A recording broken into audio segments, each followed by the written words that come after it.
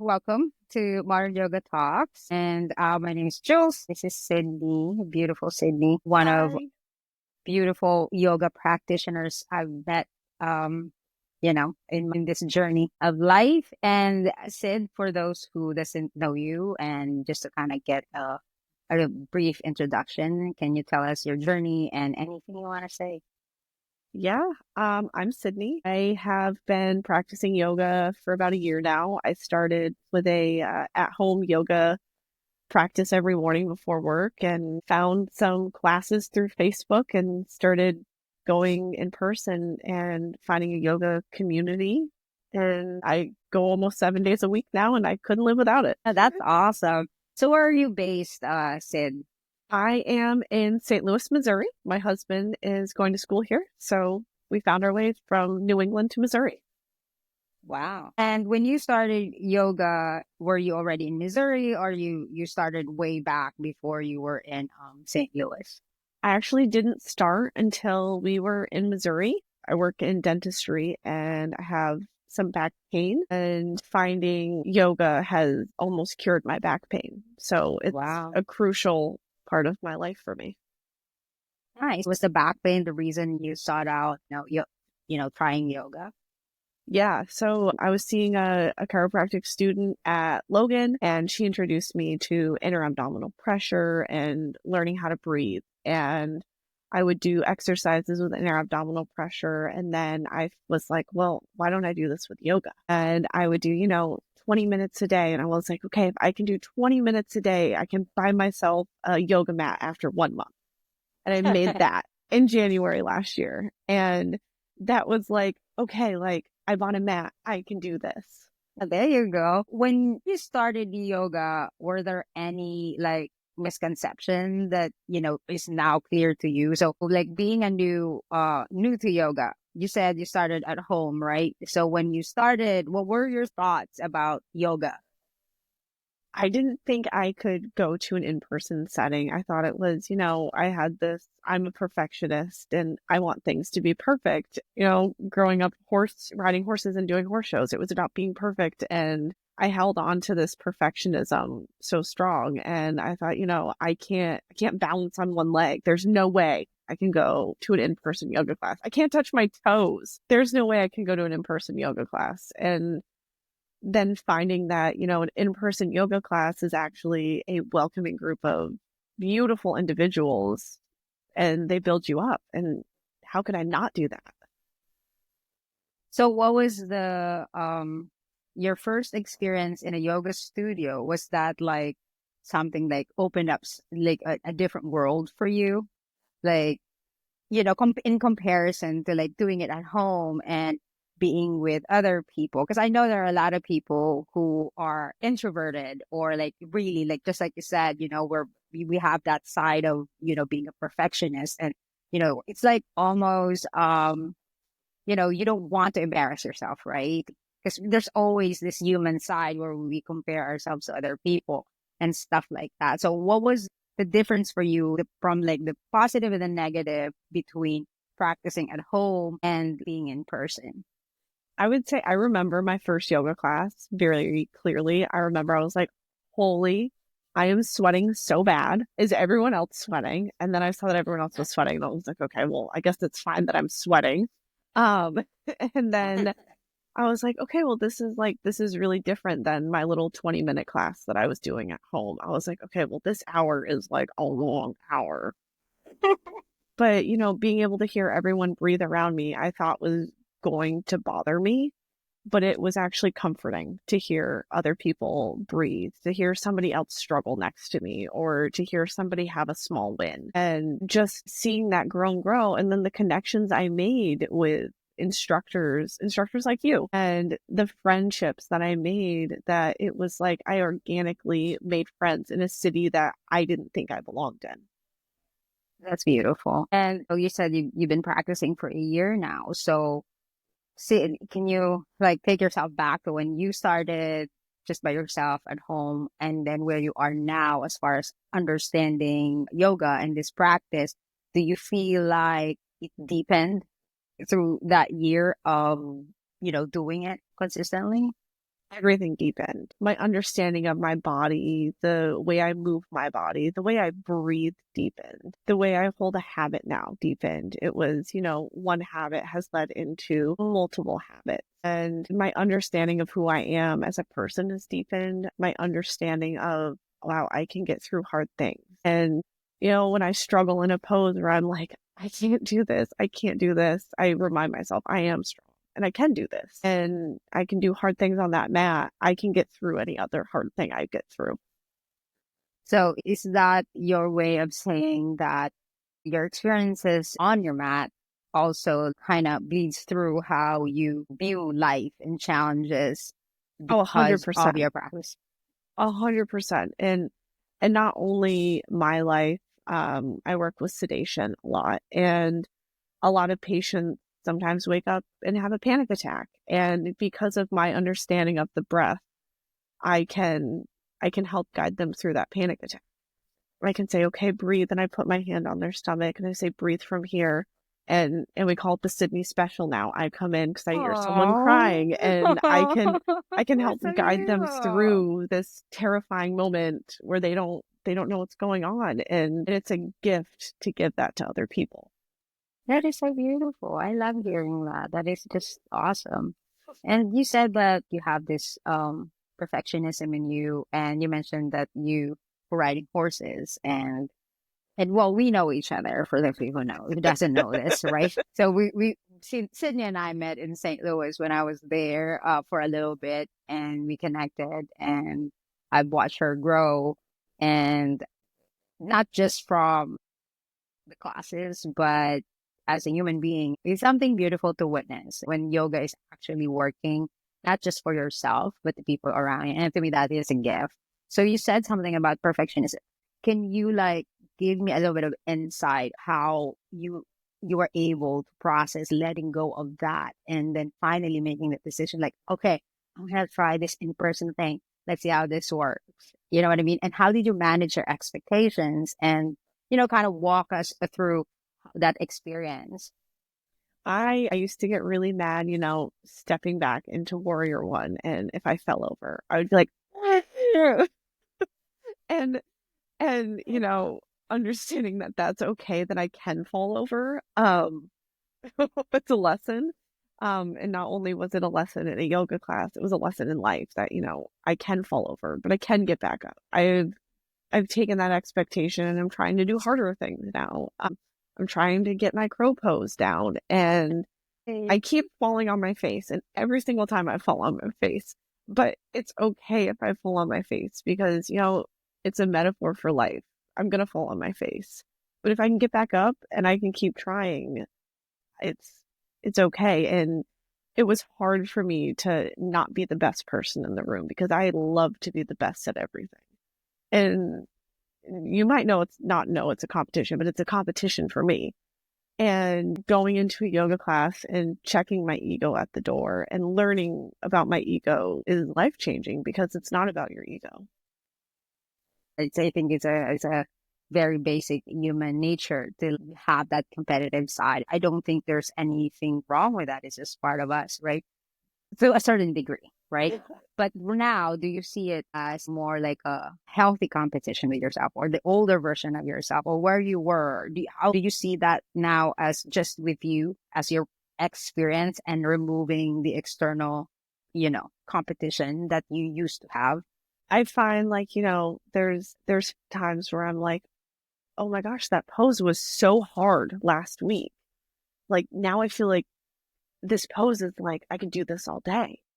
It's like it's like I've had this like breakthrough in the last week that downward dog became a resting pose. It's like I actually can do this. I can really stretch into this and I can actually get that breath and I can recover and I can use that flow time to actually reset rather than fall on my face and think, okay, I have to brush my elbows past my rib cage. I have to squeeze my butt. I have to protect myself. And then I got to do something with my toes. And it's like, okay, now I can spend that time to reset my mind, reset my breath and say, okay, I fell over on that part of class, but this other side, I'm going to think about tightening my core a little better.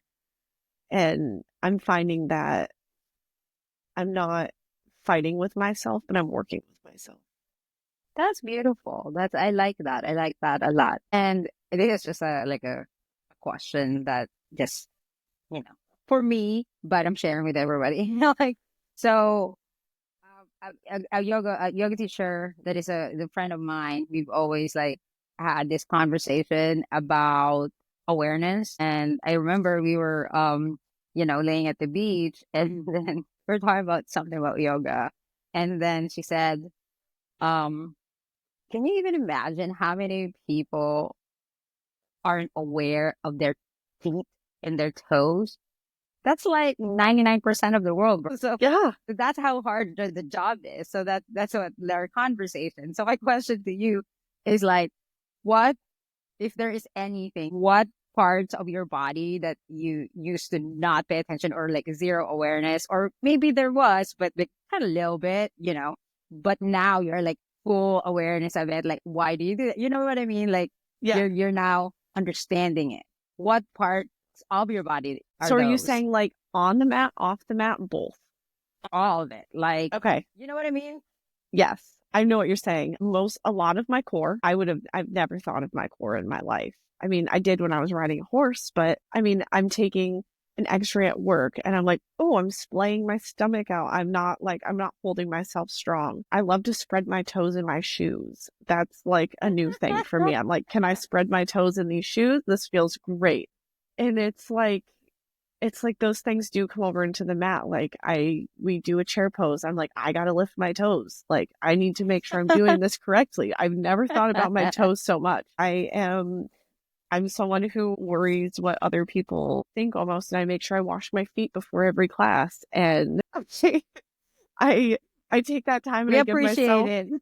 Everybody appreciates that, just to anyone. Come on, bro. Wash your feet before you go to yoga, especially if it's hot. Can you imagine all the scent? Like, come on. Wash your Too much. toes. And I take that time to, put my fingers between my toes and I stretch them and I give myself a massage and I use some lavender soap. And it's like a year ago when I'd be like, oh, I gotta get home to wash my feet. That's funny. That's funny. That is awesome though. I think, to me, like, the most beautiful thing for me is that awareness. I think if you don't have awareness with your physical body, how are you supposed to bridge that to other parts of yourself, right? And I think it always starts with something like tangible, like your body, right? And then once you have that, it's so easy to just like connect everything. It's almost like you can't fight it. It just happens naturally. Now you're aware of your breath. Now you're aware of every single thing that is happening in you, right? Like Yeah. in life and in the practice, right? So I think that's like a beautiful thing. And what I want to ask you, besides the physical practice, because I've seen you progress in that beautifully, and I've also seen you grow how you embrace yourself. But I want to know from your perspective and from what you've noticed to yourself, the changes in you since you really tapped into this practice. What I mean by that is like from your confidence, the self-doubt, all these emotions that we go through our life, how is the practice influencing or impacting that human experience for you? I hope you're enjoying this episode. And as we all know, yoga is more than just poses, right? It is truly about connection. And if you're a yoga teacher struggling to keep students engaged and build a loyal community, I've got something for you. You can grab my free guide, 3 tips to pack your classes, and learn how to create a welcoming space, guide flows with confidence, and leave a lasting impact that keeps students coming back.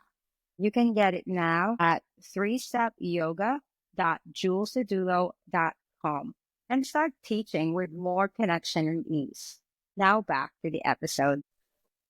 Oh, so many ways. I mean, my biggest thing that like I tell everyone, I'm like, I look forward to my hour yoga class. I'm going 6 to 7 days a week now. Is I get 1 hour a day. I don't have to think. And that hour is beautiful. And I mean, I started yoga because I started reading books. I started reading The Body Keeps the Score, How to Do the Work.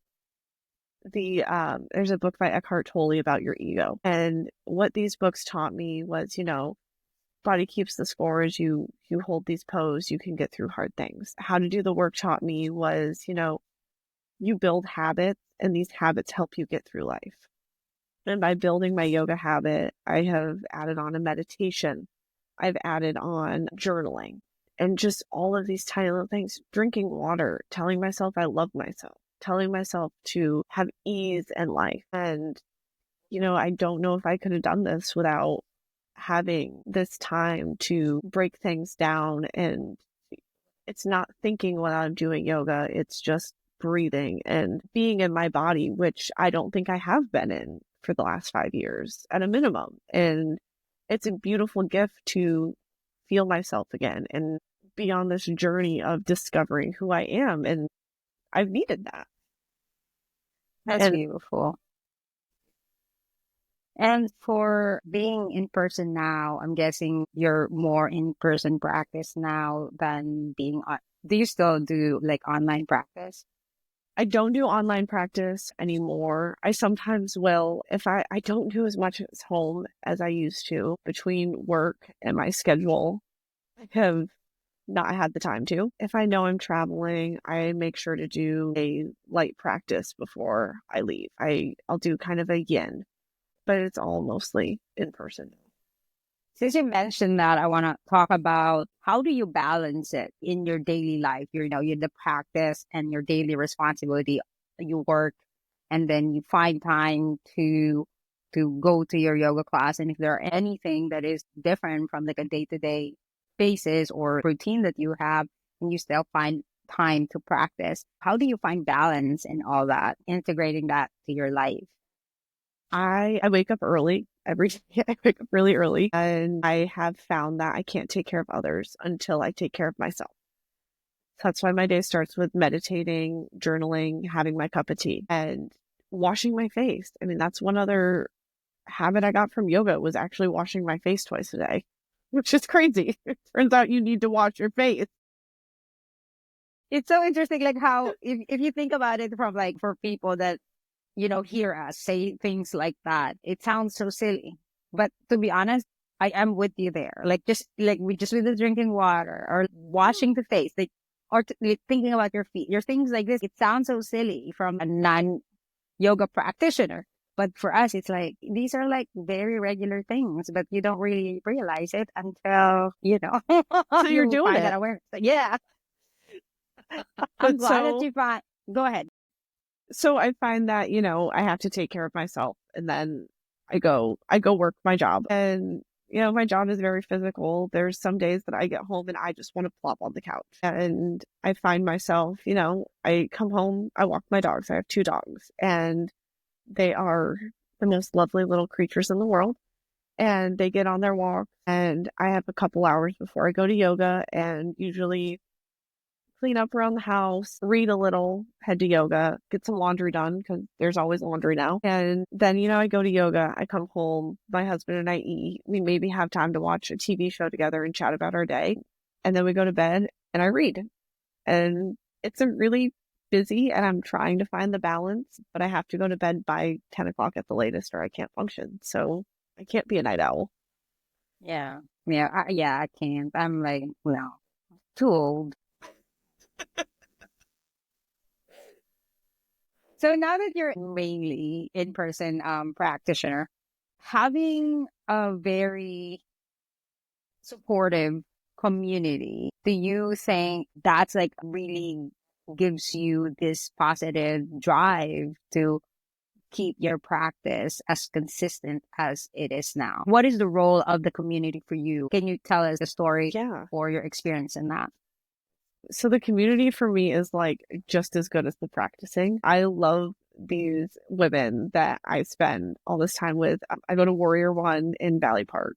Sarah, the owner, one of my first classes there, she was like, I want this to be a safe place. I want this to be a community. And it's beyond that. It's everything. It's my safe place in St. Louis. And then, the women I've met through there, Christy, Callie, Lauren, all of them have supported me on some really hard days that I've had. And, they get it. They get being who you are and also having hard days and knowing that I get to go to a class and spend time with them and chit chat before and after class is so beautiful because these are organic relationships that I didn't make because of a job. I didn't make because of who I knew growing up. These are people that I want to know and they want to know me. That's beautiful. Did you ever have any experience that isn't so great when it comes to in-person practice? I've had some experiences where, I've let my anger get the best of me when I've been told how to have feelings, and I don't really enjoy being told how to have my own feelings. But I just kindly canceled my membership and told them that I'd never give them a dime again, and I didn't let it ruin yoga for me. I had anger, and I let myself have that anger, but I didn't let it one bad thing ruin my practice because my practice isn't worth anger. No. And, anger is part of human emotion. I think it's how we have that healthy relationship towards these, unpleasant emotions. I think it's good to have these emotions and to recognize when they exist, right? I always say, like, feel the feelings, but don't be the emotion or something like that. It sounds like a meme, but something like that. I think somebody wrote that, like, feel the feelings, but don't become the emotion because that's when it consumes you, and then everything goes to shit, and you're like, oh fuck, why did I say that? That is really cool though. So if you are meeting someone who tells you that oh, yoga is just for flexible people, or I don't want to try yoga because they're just all frou or like all this oh, I'm Christian, I don't want to be, all these things. What would you say to someone who is having those thoughts if given a chance? Obviously you're not going to Yes. go all out, be like, hey, listen, you know what I mean? So what would you say? That's one of my I talk about yoga a lot. I'm like, I do yoga all the time, you should too. And I had this conversation with somebody even today, and she was like, well, yoga's your thing. I don't want to take your thing. And I was like, no, yoga is my thing, but it can be your thing.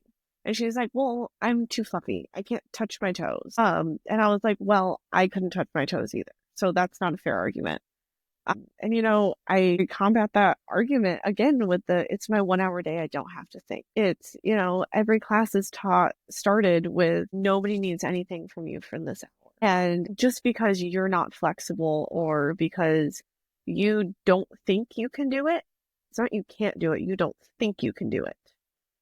Doesn't mean you can't come and lay in child's pose. You can't come and lay in Shavasana for a whole hour because the energy in that room, the fact that you got up and you did something for yourself is better than staying home and laying on the couch and not doing something for yourself.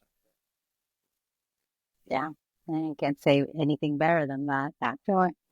So if there is someone like, you meet new to yoga, you met in person in your yoga studio that you go to, and you feel that energy of like, that feeling of, all the feelings that we experience walking into a new studio. How will you make that someone feel welcome once you notice it?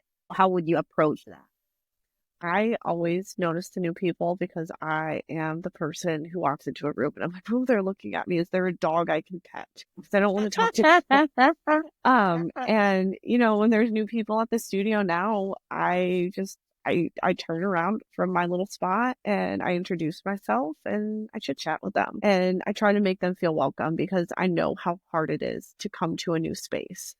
And I try to remember their name the best I can because I do think it matters when someone remembers your name and remembers who you are, because this is about being who you are, and to be able to come into that space, you did the hard thing, you showed up, and to be welcome I think it's really helpful because, you did that for me. You always would be sitting up front waiting for me and you'd be like, "Hey." And from the first day you remembered my name and you made sure I felt comfortable every single time. And then I would start to feel comfortable enough to chat with people and get to know people. And the more you can chat with people before class, the more comfortable you feel. And I've been to classes where I wasn't welcomed and, that's uncomfortable. I mean, I've been to classes where the instructor doesn't even introduce herself. I'm like, what am I doing here? It matters how you treat people. And just because we're doing yoga doesn't mean you can treat someone like crap. You got to give everyone love. That's true. So like, so if you're going to give someone an advice who is hesitant to try yoga from practitioner perspective and having the journey that you have now, what would be the advice you'd give someone who is new or hesitant or, kind of like feeling iffy about continuing or anything like The that? one thing, I have this conversation with my mom all the time. I'm like, well, when's the last time you did something for yourself? And that's kind of, they're like, oh, I don't know. I'm like, well, maybe you should try yoga. And they're like, but that's so active. And I'm like, why don't you go try a yin or a restorative class? And they're like, well, um, I try to encourage that. And, I always offer people to come with me. I'm like, come to my studio, come with me. I'll sit right next to you. Like we can do this together. Um, and not everyone wants to drink the Kool-Aid with me. Um, I mean, I get my husband to come all the time. I've gotten some of my best friends to come. And, I think it's important to show up for each other. And if I can give one person a yoga class that helps them feel better, I think that's enough for them to be like, okay, this is something. And if it works for them, I hope it does. And they can keep coming. And as long as people are given the opportunity to try it, I think they'll get something from it. That's beautiful. I really appreciate that. It's so hard sometimes to find community, as we talk a lot, and in this yoga industry, it's surprising. Ironically, it's so hard to find that community that actually clicks. It's just like what we had in St. Louis. So from a practitioner's perspective, for someone who goes to a studio or to in-person places, what would be your advice to yoga teachers? Like that, based on your experiences, what made you feel like, okay, I'm here, I'm safe here, I can be here, and coming to other classes that made you feel uneasy. So what would be the advice that you would give yoga teachers from practitioners' perspective? Definitely, encouragement. I love hearing the instructor saying, good job, you got this. I love the way that, you would come around and you would give little adjustments. I'm not saying crazy things, but, press your foot down here, push your hands down here. Those little things were so encouraging. And I was like, oh, I was doing that wrong because I just was doing it. It wasn't broken down for me. I just had an idea of how to do it. So I went for it. Having, I really like loud music when I'm at a in-person studio. Not everyone likes that, but I like loud music. And, you know, Callie always says in class, if you're singing, you don't think about how you're struggling. And I'm sorry to everyone around me, but I am singing a little bit when I'm struggling. It's helping me breathe and I'm going to get through it if I'm singing. I can't sing because it ends up become karaoke and I forget what the fuck I'm doing. I'm like, all right, I'm teaching here. I can't sing. So like I always lean towards like songs that I can tolerate not singing along. But once the 90s and the early, okay, then I'm down. Like you're doing this on your own now. It's now your flow, free flow. And, just changing things up and asking what people want. Recently in a class, we broke down chaturanga and we used blocks and encouragement of using blocks, but not just encouragement, but how to.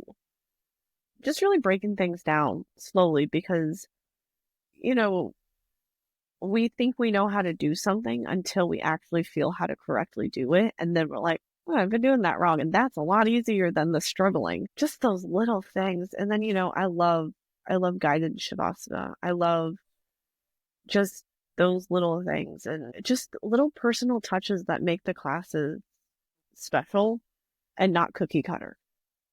Just adding your own flair. There you go. And so we're talking about during class, but what are your experiences that made you feel welcome before the class even begins and after the class? What are the things that you would advise like the teachers to bring in if it's available to them or their space, right? Mm-hmm. One of the things I absolutely love are cards before class. Christy always has a card out for us. I have every single card since the day I started with Christy and Sarah now, and I love those little encouragements. I love, the way that they greet everyone and the little chats that we get before class. Those are really comforting. Just the fact that they get to know us, not just the fact that we're here for a class and this is strictly business. Um, I love the little essential oils at the end of class. Just those little tiny things and just everyone's personal way of ending class is really, really big to me. And you hear those things enough, you start to believe them. Like 2025, committing to telling people what you need from them because people want to help you.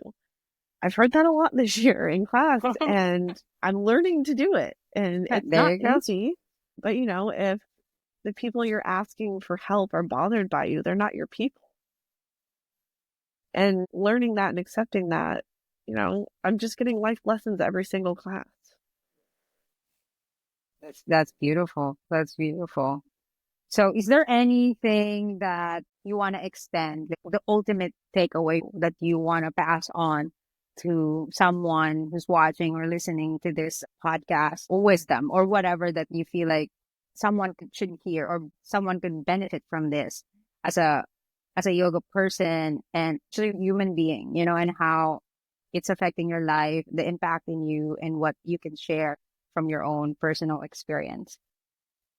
Yeah, self-love. I think, we all need to have self-love. The world doesn't have enough love. And, learning to love yourself, however that may be, for me is through yoga. Having self-love makes it easier to be kinder to others. And this world needs more kindness. Even if it is just giving someone a smile, telling someone you like their shirt. We need to be more kind. And if you can find a way to be more kind to yourself, I promise you can be kinder to others. That's And beautiful. we need it. That's before we like really end this. Just you have a husband, and I want to ask this just for me again. Oh no, someone else. Do you think um yoga? Maybe this is like far fetched for you, but like, do you think yoga help you in any way to become like a better partner, Yeah. or you did it did? Can you like Yeah. give a little bit of insight on that? I feel like because, you know, him being in school, he's becoming a chiropractor right now.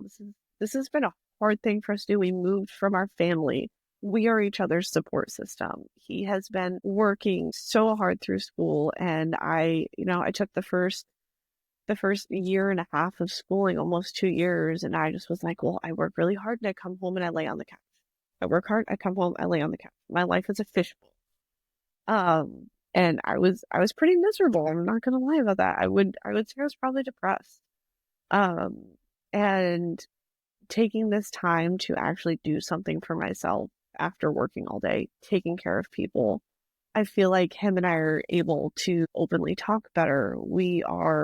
I think we're closer than we've been before. We've been married for almost 6 years now. We go and take yoga classes together. He has gotten really into rowing, and I'm starting to row. We started golfing together, but like this year, I feel like, okay, I have the confidence to go out and golf. I don't care if I look like a fool because I look like a fool every day. So I might as well look like a fool with a golf club in my hand. There you go. I think it's helped us a lot. And tonight we went and took a sculpt class together, and it was awesome, and it was so fun. And just getting to do those things together, other than just being home together, is really nice. That's awesome. That's beautiful.